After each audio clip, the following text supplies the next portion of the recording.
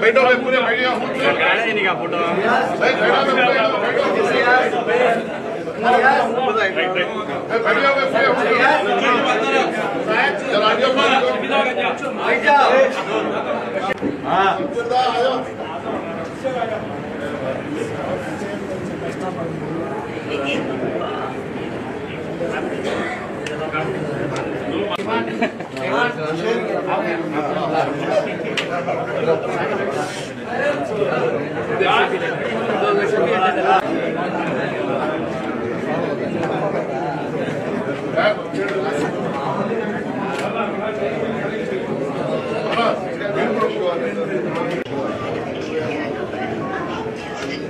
संभय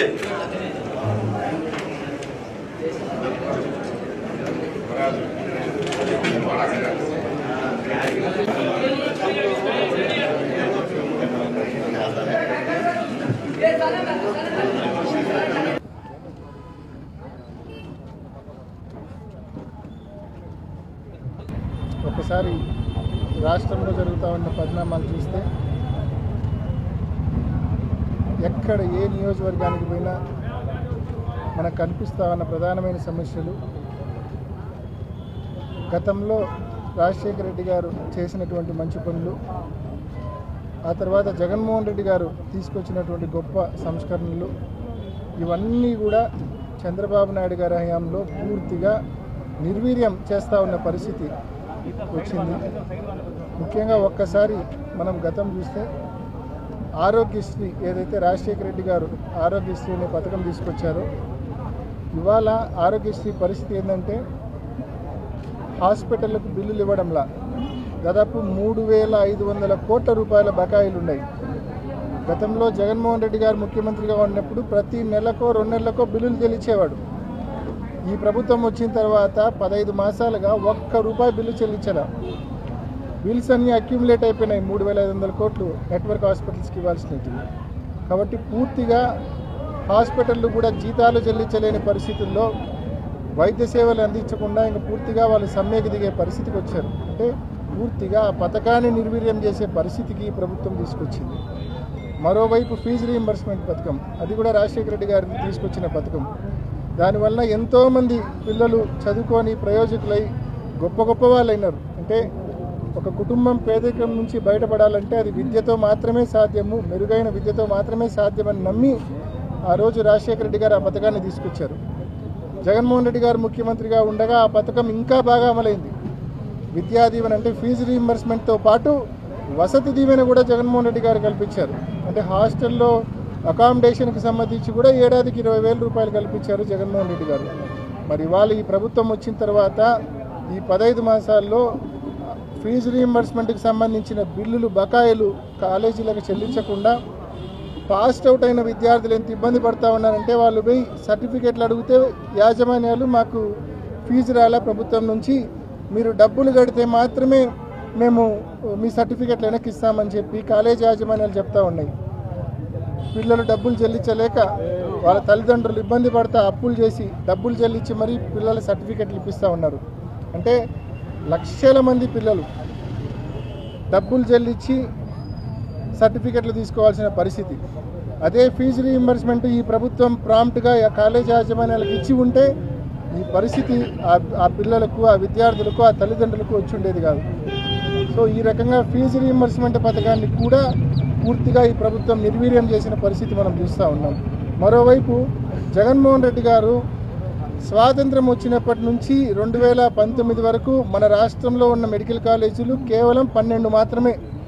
అటువంటిది జగన్మోహన్ రెడ్డి గారు ఆ అవసరాన్ని గుర్తించి మరీ ముఖ్యంగా రాష్ట్రం విడిపోయిన తర్వాత మెడికల్ కాలేజీల యొక్క అవసరాన్ని, ఆవశ్యకతను గుర్తించి వన్ షాట్ ఒకేసారి 17 మెడికల్ కాలేజీలు తీసుకొచ్చారు. అందులో 6 ప్రారంభించారు, 4 రెడీగా ఉన్నాయి. ప్రారంభానికి 2024కే రెడీగా ఉన్నాయి. పులివెందులకైతే 50 సీట్లు కూడా మంజూరైనాయి. వచ్చిన సీట్లను వద్దని చెప్పి వెనక్కి రాసింది చంద్రబాబు నాయుడు ప్రభుత్వం.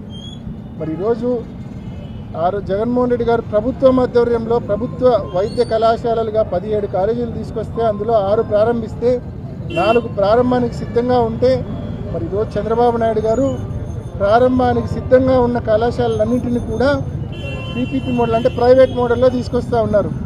ఏం దౌర్భాగ్యం మన రాష్ట్రానికి, మన రాష్ట్ర ప్రజలకు ఈ కూటమి ప్రభుత్వం రావడం వలన. ప్రైవేట్ యాజమాన్యాలు తీసుకొస్తే లాభాలను దృష్టిలో పెట్టుకొని ఎంతసేపు ఉన్న వైద్యం జరుగుతుంది తప్ప పేదవాడిని దృష్టిలో పెట్టుకొని వైద్యం జరగదనే విషయం ప్రతి ఒక్కరికి తెలుసు. సీట్లు కూడా అందుబాటులో ఉండవు. పిల్లలు చదువుకోవాలనుకున్నా కూడా వైద్య విద్య ప్రభుత్వ కళాశాలలో చదవడం వేరు, ప్రైవేట్ కళాశాలలో చదవడం వేరు. మరి చంద్రబాబు నాయుడు గారికి 40 ఏళ్ళ అనుభవం ఉండి ఇటువంటి తప్పుడు పని, ఇటువంటి పనికిమాలిన పని ప్రైవేట్ వాళ్ళ చేతిలో ఈ కళాశాలలు కట్టబెట్టి ఒక తప్పుడు పని చేస్తూ ఉన్నారంటే నిజంగా ఏం దౌర్భాగ్యమో మనకని చెప్పి ప్రతి ఒక్కరు కూడా ఆలోచించుకోవాల్సిన అవసరం ఉందని చెప్పి తెలియజేస్తూ ఉన్నారు. మరోవైపు జగన్మోహన్ రెడ్డి గారు గతంలో ఏ సేవలు కావాలన్నా కూడా గ్రామంలో సచివాలయానికి పోతే సచివాలయంలో పిటిషన్ పెడితే దానికి మనకు రెస్పాన్స్ వచ్చేది, ఆ సేవ వర్తించేది. అంటే అది ఏ పథకమైనా, అది పెన్షన్ అయినా, ఇల్లు అయినా, విద్యా దీవెనైనా, వసతి దీవెనైనా, ఏ పథకమైనా మనకు వర్తించేది. రైతు భరోసా అయినా, ఏ పథకమైనా, ఆసరా, ఏదైనా చేయూత. సో ఈ మాదిరి ఒక సిస్టమ్ ఉండేది. ఇవాళ సచివాలయాల్లో సరిగ్గా పరిపాలన సరిగ్గా లేదు. రైతు భరోసాల్లో ఎటువంటి కార్యకలాపాలు జరగట్లేదు. గతంలో యూరియా డిస్ట్రిబ్యూషన్ అంతా రైతు భరోసాల్లో జరిగేది, ప్రాంప్ట్గా ఉండేది. పోయి ఈరోజు ఇండెంట్ పెడితే 2-3 రోజుల్లో యూరియా వచ్చేది, మనకు ప్రాంప్ట్గా ఎక్కడికక్కడ ఉండేది. ఈరోజు రైతు భరోసాల సిస్టమ్ పూర్తిగా నిర్వీర్యమైపోయింది. కాబట్టి మనం మళ్ళా పాత రోజులు చూస్తున్నాం.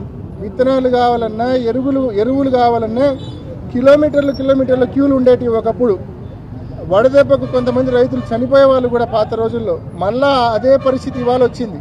అంటే పరిపాలన ఈ ప్రభుత్వానికి ఏమాత్రం చేత కావడం లేదనే విషయం స్పష్టంగా కళ్ళకు కట్టినట్లు కూడా అర్థమవుతా ఉంది.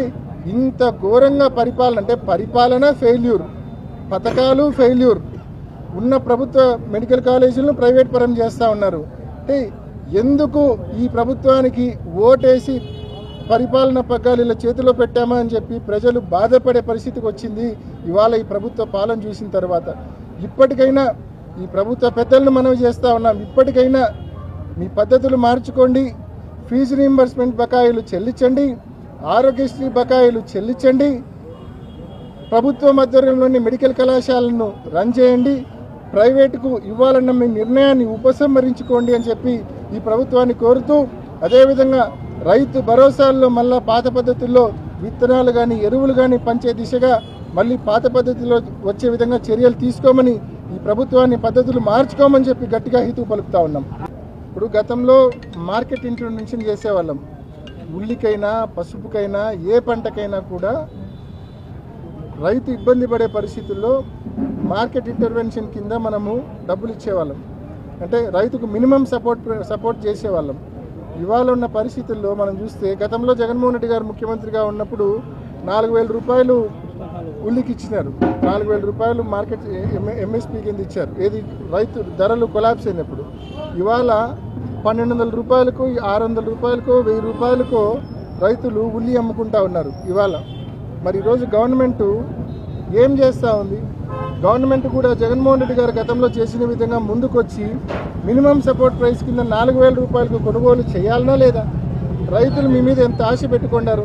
రైతు భరోసా ఇవ్వడంలా, ఇన్పుట్ సబ్సిడీలు ఇవ్వడంలా, బీమా ఇవ్వడంలా, ఏం చేస్తున్నారు మీరు? విత్తనాలు సరిగ్గా ఇవ్వడంలా, ఎరువులు సరిగ్గా ఇవ్వడంలా, కనీసం పండించిన పంటకు మినిమం గిట్టుబాటు ధరన కల్పించకపోతే రైతులు ఏం కావాలా? కొంచెమన్నా ప్రభుత్వం మానవత్వంతో ఆలోచించాలా? రైతాంగాన్ని ఈ ప్రభుత్వం ముందుకొచ్చి ప్రతి పంటకు మినిమం సపోర్ట్ ప్రైస్ ప్రకటించడమే కాదు, ఆ ప్రకటించిన మొత్తాన్ని రైతులకు చేరే విధంగా, అందే విధంగా, రైతుల దగ్గరకి ఆ గిట్టుబాటు ధరతో కొనే విధంగా కఠినమైన చర్యలు తీసుకోవాల్సిందిగా ఈ ప్రభుత్వాన్ని కోరుతా ఉన్నాం. ఓపెన్ ఫ్యాక్ట్ ఏంటంటే ఈ ప్రభుత్వం వచ్చిన తర్వాత పరిపాలన పూర్తిగా గాడి తెప్పింది. ఎస్పీల చేతిలో, డిఎస్పీల చేతిలో, సిఏల చేతిలో ఏంది లేదు. లా అండ్ ఆర్డర్ అనేది అస్సలు ఏమాత్రం లేదు.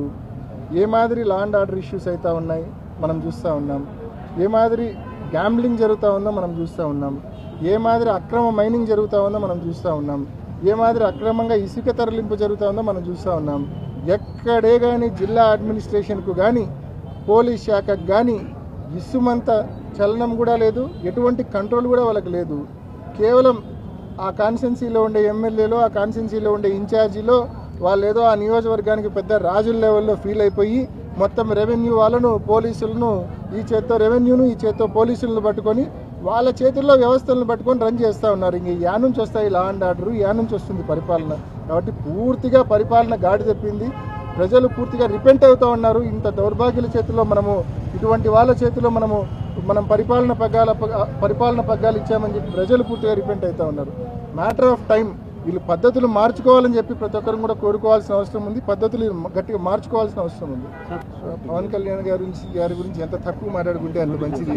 ఎందుకంటే ఆయన కూడా పూర్తిగా ఈ 16 మాసాల్లో చాలా తక్కువగా మాట్లాడినాడు. వీలైనంత ఎక్కువ టైం హైదరాబాద్లో గడుపుతున్నాడు. ఏదో అప్పుడప్పుడు ఏదైనా కలెక్టర్ల సదస్సు, ఏదైనా పబ్లిక్ మీటింగ్ అటు ఉన్నప్పుడు ఒక 20-30 సార్ల కంటే కూడా ఎక్కువ నాకు తెలిసి ఆంధ్రప్రదేశ్ రాష్ట్రంలోకి ఈ 16 మాసాల్లో ఒక 30 రోజుల కంటే ఎక్కువ నాకు తెలిసి ఆంధ్రప్రదేశ్ రాష్ట్రంలో ఆయన పర్యటించిన పరిస్థితి లేదు. ఎక్కువ వేరే రాష్ట్రంలోనే ఉంటున్నాడు. మన ఆయన గురించి మనం ఎక్కువ మాట్లాడుకోవడం కూడా అనవసరమని నేను భావిస్తా ఉన్నా.